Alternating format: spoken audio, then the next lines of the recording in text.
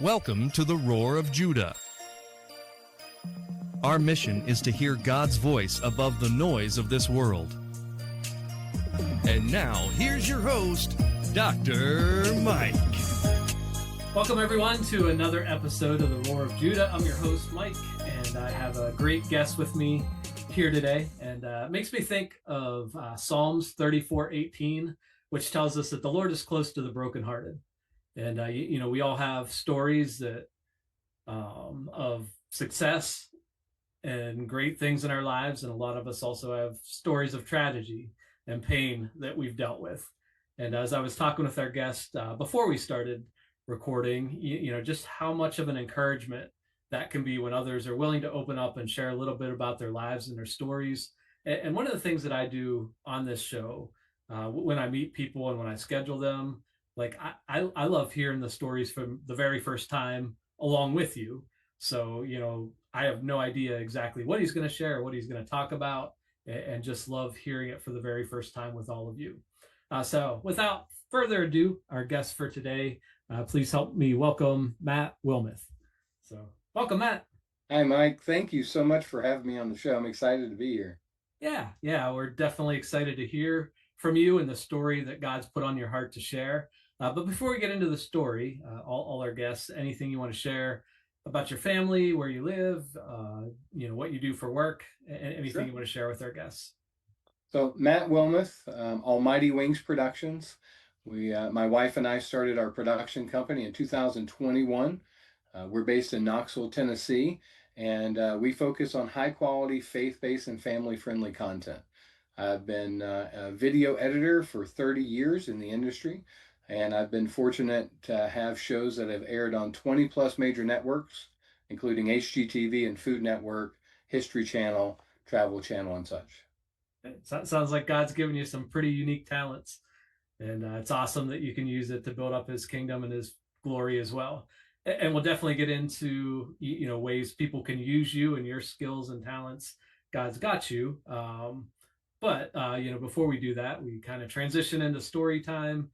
And would love to hear a little bit about your background and what God's brought you through. So I'll turn it over to you. Well, I haven't always been an active Christian, I'd say. I grew up in the church. Dad was a pastor, and then I hit college and I went sideways for 20 years and was a professional alcoholic, I tell people, a professional drug user. I met my wife in 2011. We were still wayward, and in 2018, she was raped by a family friend. And so this is someone that we knew. He was at our wedding. He had thrown me a bachelor party, and it was someone that we knew, and that tragedy happened to us. And I tell people that because God used that tragedy to transform our lives and put us in a better spot. We started reading the Bible together. We started praying together. We went to counseling. And I never wanted to go to counseling. I've never, ever thought about it. It wasn't high on my list. But it was one of the best things we did because it allowed us to talk about the tragedy and to come together. And frankly, I wouldn't be able to talk about it now if we hadn't gone through that and we hadn't looked to God for guidance. So about 2019, and I tell you all this because it leads to our ministry and what we're doing. So we were still wayward. We were reading scripture, and in 2019, I was so eat up with rage. I've never been suicidal, but I had planned on taking his life and then mine. I knew where he lived. I knew where he worked or where his patterns were. And I was so eat up with rage. And my wife used to do tarot card readings at one time. And so there was a Friday night, I remember I came home and I was just angry. And she decided to do a tarot reading of what was in my heart. And for the first time in my life, I saw Satan. She flipped over the devil card and it showed the devil in my heart. And I wept, right? I prayed to God and I asked God to remove Satan from my heart because I didn't want him there. Only Christ was supposed to be there. And I asked God to do that, and he started opening our eyes to the satanic influence that had creeped into Hollywood and major networks. Again, I've been an editor for 30 years. All this time I'm working for major networks. I'm cutting shows, And God's starting to open our eyes. It all kind of came to head in 2000, during COVID. I was working from home, and I had a contract with a major network, and they had me working on a show that dealt with conjuring demons. And this is a reality television show. They're going around the country in each episode, they're conjuring demons, they're doing seances, they're bringing dead people out on screen, and they're doing these rituals all dressed in garb and such. And I am having such a hard time with it because I just rededicated my life to God. I knew that wasn't what I was supposed to work on. And I think I prayed myself out of work, frankly. We had a year agreement. They called right in the middle of it because I'm praying, God, I don't want to use the talents you've blessed me with to edit this content. So they called right in the middle and said, hey, we ran out of work. And this is 6 months in. And because it was during COVID, we couldn't find anyone to tie their shoes. Nobody was looking for work. And so we were at the crossroads at that point of, do we get out of the industry? I had 25 years at the time or so in post-production or an editor. And do we get out of the industry and we go sell cars or homes or do something else? Or do we go further in? And we just kept talking to families and friends that were fed up with what Hollywood was producing. They were fed up with what major networks were producing, and they wanted stuff that they could watch with their family. Not always overtly Christian, but good, right? Just not bad. And so we founded our company in 2021 with the mission to be salt and light in the world of visual entertainment. Quick nutshell. And you know, as you think about your time in Christian editing, is there a certain show or episode that sticks out in your mind that has been encouraging to you? We've had all kinds of blessings since that transition. I've been a sole proprietor for a lot of that. This year, my wife and I decided to establish our LLC and really become partners in the business. But since establishing it, we've been blessed to work on a show called Transformed. It was a biblical counseling show, which I had no idea that you could get certified in biblical counseling. And I loved it. That was an amazing show to be part of.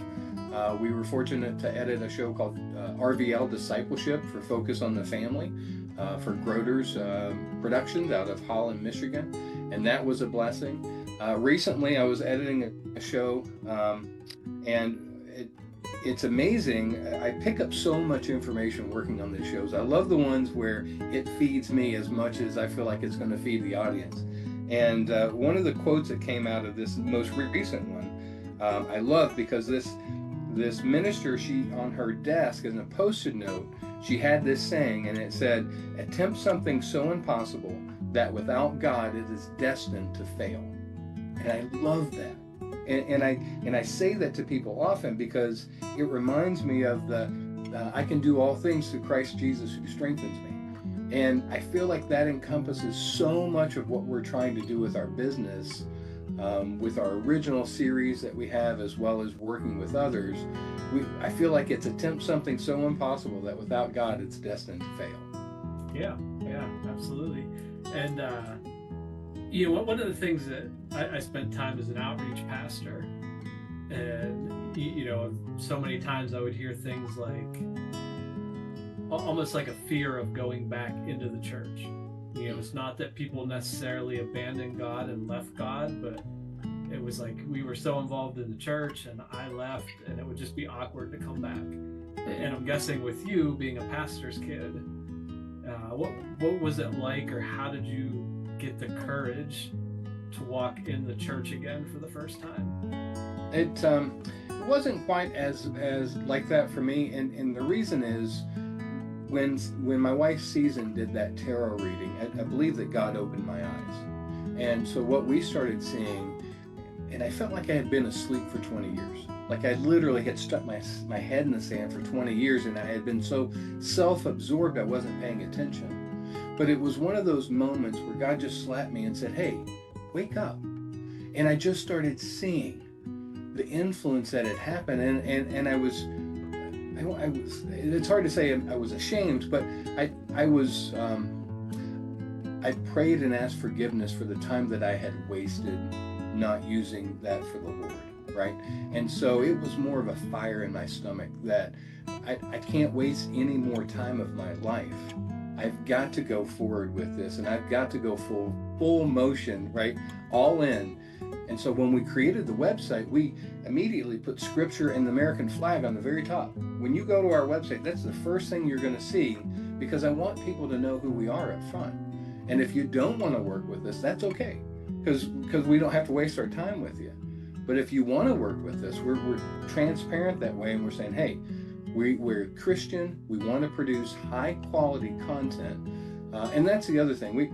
There's a lot of Christian content out there, from film to TV to movies, but it's not always the best quality. And I think at some point it starts to do a disservice to the message. And so our goal is to produce high quality content, the stuff that you would see on the major networks, the stuff that you would see coming out of the major Hollywood outlets. So that's part of that mission is to make sure it's quality. Again, some of the stuff we're working on is overtly Christian, for Christians, and then a lot of it is family friendly with seeds of truths, because our goal is to be witnesses to others through our works. Awesome. And one thing that kind of just popped in my mind as you were telling your story, that there's so many parents out there that their kids have not gone in the direction that they were raised and what they had prayed for and hoped for.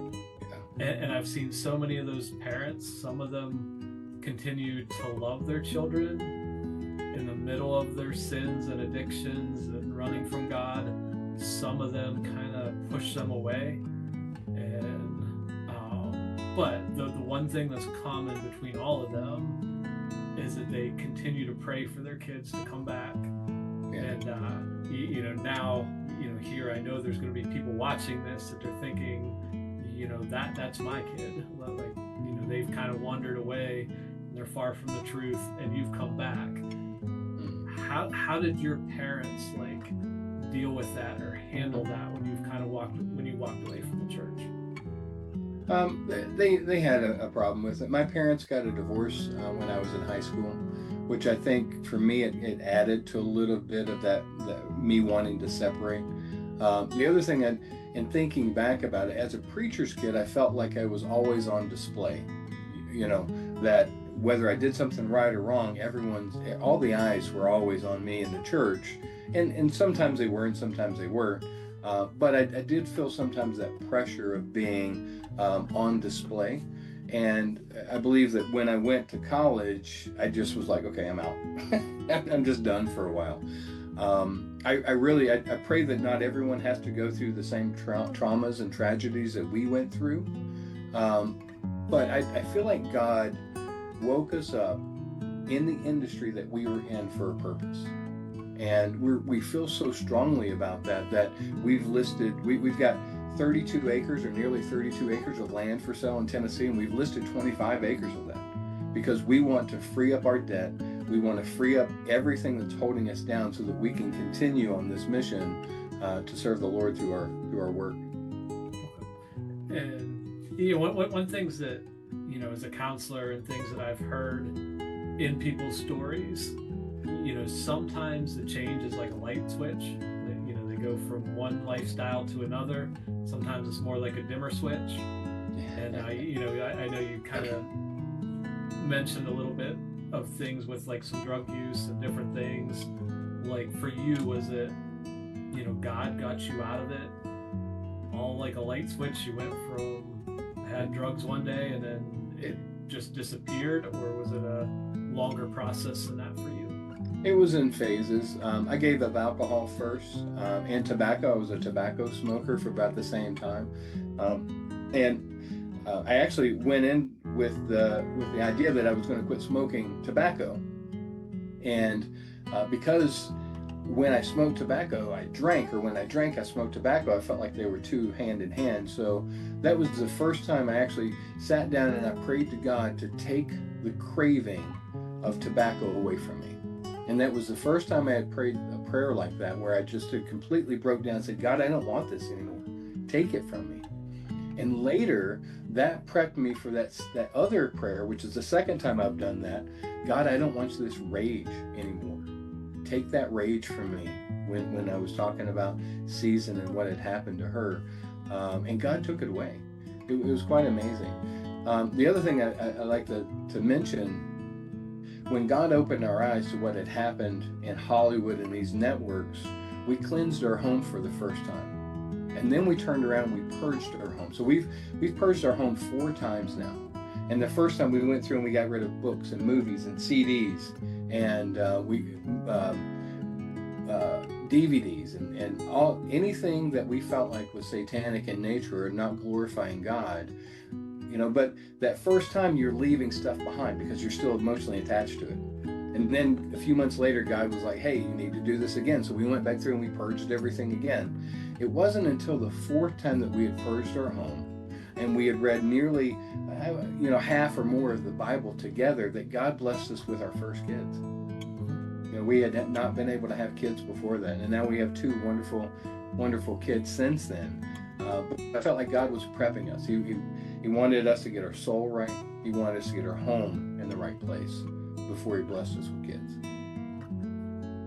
And one of the things, at one point, like I used to do counseling in the church, and I loved that I had, like it was a big church, and I always had people who had been through drug issues or who had been through divorce, and then like that relationship reconciled, and God brought them back together, and people who had lost children, and people who had gone through different types of abuse, that a lot of times that were just there wanting to share their story and provide hope and comfort for others.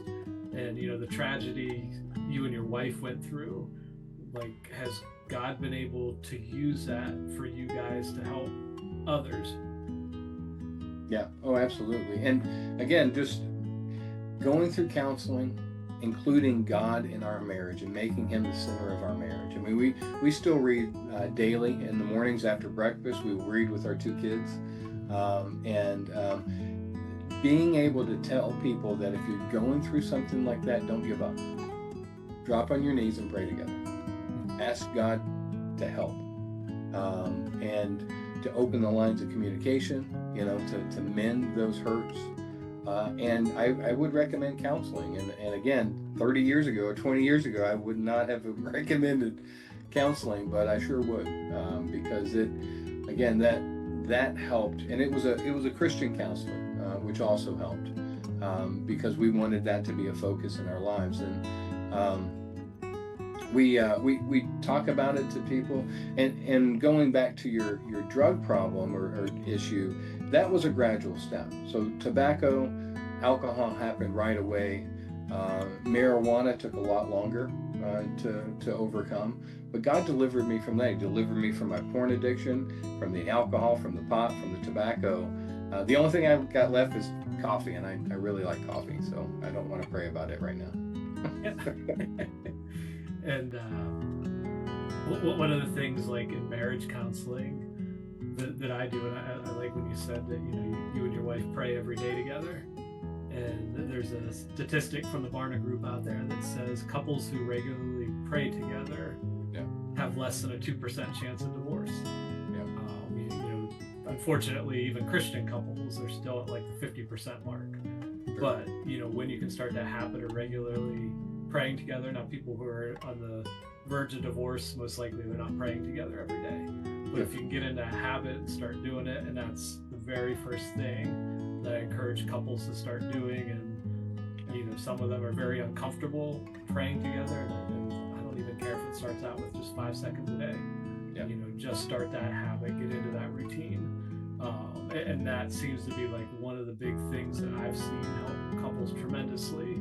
And as you've gone through the process yourself, is there any other tips or encouragement for people who may be struggling in their own marriage, like knowing that praying has helped us? Is there anything else that really sticks out that, wow, this like really opened our eyes and has helped us a lot? Talk about it. Talk it through. It's difficult, and like you mentioned, even praying together. The first few times are going to be awkward, but don't give up on it. Continue praying, and praying through that. I definitely think is a big part of what saved our marriage. The other thing is, in fact, this morning I was praying for a hedge of protection around my family. We've got friends who have gone through divorce, and praying for them. And I'm like, God, protect my family. This is my second marriage. I don't want to get married again. I don't want to mess up anymore, right? I made some stupid mistakes, and a lot of that was, I feel, alcohol and such related, but I don't want to mess up anymore. And so often I'm praying, God, I want to be a good servant. I want to be a good husband, and I want to be a good father. And your ministry, Almighty Wing Productions, is this, do you work with small content creators, or are you mostly working with like the bigger networks? All the above. And so we are the bulk of my experience is post-production. So a lot of times we have clients that will shoot with their client, who ends up being, let's say, an influencer or a celebrity. They'll shoot with that person for 2 to 3 days. They'll have a few cameras, and they'll just send us the footage, and without a script or without an outline, and we'll sit in the edit suite for hours and weeks and months, and we'll create a hour-long show. We've got churches that we've worked with. We've got individuals that just want to create love projects that we've worked with, and then of course major outlets. We're working with them too. So if you've got post-production needs or production needs, we would love to talk to you. Faith-based. I'm praying often, God, send us your faith-based work, because we want to make a difference. And again, we've got a handful of original series that we're working on. We're really excited about. Our 3 flagship projects, I like to call them. One is a Christian sci-fi series. My wife is working on the first novel right now, and it is incredible. I'm really excited about it. We've got a video game. The video game is everything we have in our original content is television or film based or movie based, except for our video game, and it's a biblical game. It's got fun aspects as well as some educational aspects, and we were blessed to get Kevin and Sam Sorbo, actor Kevin and Sam Sorbo, on board, and they're voiceovering our 2 main characters in the game, and we're about ready to go into funding for that, so you can learn more on our website, which we'll talk about in a minute. And then the third one is a animated series for kids. We specifically designed it so that it's special needs friendly, including autistic kids. So we're hoping to produce an autistic friendly animated series, which we're passionate about as well. Yeah, that's really cool. And just real quick, backing up, like how did you get into editing, or what's your background like? I went to school for it. I went to Lincoln Memorial University, which is a small school in Tennessee, and I actually started in high school in the television program, and then when I went to college, I was fortunate because it was a small school. As a freshman, I jumped right in and was able to become a news director right away. I got into the industry, news industry first. I worked in the Tri-Cities and then Knoxville for a CBS affiliate. That's when I became a Tennessee Vols fan, because I was blessed to be on the sidelines when Philip Fulmer and Peyton Manning were when Peyton was on the field, and so immediately I became a Tennessee fan, and have been ever since. And about 2002-ish, I transitioned into series television. Many people don't know that Knoxville produces more series television than most other places in the country. And a lot of that's credited to Scripps Network, who moved here in the 90s, and they owned HGTV and Food Network and Travel Channel, Do It Yourself Network, if you remember that, the DIY network back in the day. So they moved here in the 90s-ish. Pre-COVID, Discovery bought them out. During COVID, Warner Brothers and Discovery merged, and then they took off and took their headquarters out of Knoxville. But what they left is a huge television production community here in Knoxville. So a lot of the people that we outsource to are industry professionals that have years of experience on major networks. Unfortunately, right now, Knoxville is known for producing true crime. We produce more murder content, I like to call it, than really anywhere else in the country. I've had to do it in the past, but it doesn't resonate with me. It gives me nightmares, to be frank.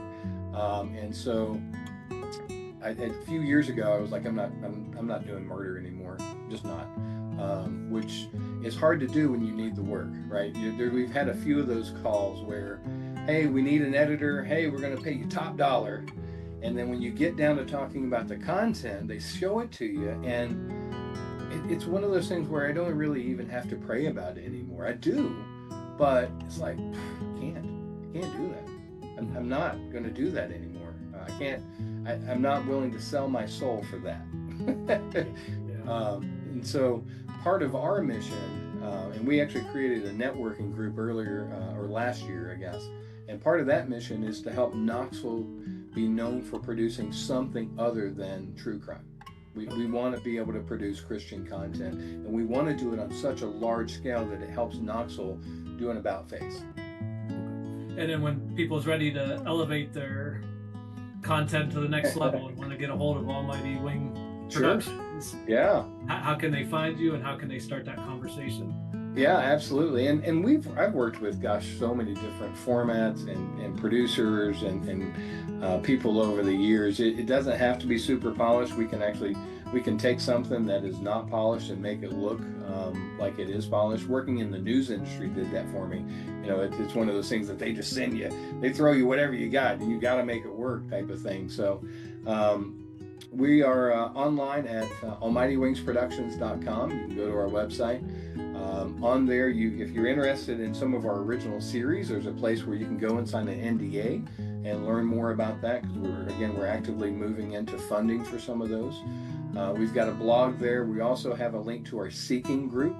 The Seeking group is the networking group that we created on Facebook for Tennessee, specifically Knoxville, but we've branched out. We've got some people from Canada that are on there now, and it's a creators network.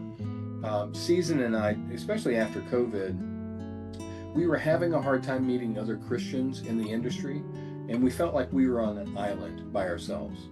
And because of that, we went to Facebook and we went to LinkedIn and these other outlets, and we were looking for networking groups that were Christian entertainers. And we didn't find really any that matched what we were looking for, so we started one. And we're bringing together entertaining professionals that are Christian, that are radio personalities and podcasters and movie and film producers and editors and you name it. If you are a Christian and you are in the entertainment industry, we're bringing people together to collaborate, to support one another, because again, our goal is to make content that glorifies God, and to with Knoxville at least to get us known for something other than true crime. So yeah, you can go to the website, almightywingsproductions.com. We've got a contact information there. Just send us an email, and I'd love to talk with you. We're looking to boost our post-production side of the business. We do offer production as well. So if you don't even have to have everything shot, if you've got a concept, if you've got funding you don't know what to do with, holler, because we can help you spend it. Again, our goal is to produce high quality, family friendly, and faith-based content. God has put us on a mission, and we feel we can play a part. I'd like to pray, God, I would be honored to be one of your warriors in your army. I want to be a cog in your big machine and to help. And thank you so much for coming on today and sharing about your ministry, sharing your story, and helping build up the kingdom as well. Well, I appreciate you, Mike. Thank you so much. And I love what you're doing. Please keep up your kingdom work. Thanks so much for watching this episode of the Roar of Judah Show with Dr. Mike. I hope you were inspired and encouraged to grow in your own faith. Please follow us online. We're on YouTube, Facebook, TikTok, Instagram, your favorite podcast platform, all under Roar of Judah Show. Also, we'd love to hear from our viewers. Leave a comment. If you want to email us, we're roarofjudahshow@gmail.com. You can also visit us online. The website is www.roarofjudahshow.com. On there's a link to our online store. I'm a licensed professional counselor. I specialize in anxiety treatment. You can find my Freedom from Anxiety video program that's already helped thousands of people. Also, I have a 90-day Freedom from Anxiety devotional book. We also have all kinds of merchandise to help you share your faith, and I hope you'll check that out. We also believe that we all have a story that declares God's glory. If you'd like to be a guest on this show, we'd love to have you. On the website towards the bottom, there's a little form that you can fill out, and we would love to hear your story. So may the Lord bless you. May the Lord keep you. May his face shine upon you as you let your light shine, so others would see your good deeds and worship your Father in heaven. This is Dr. Mike signing off. Until next time.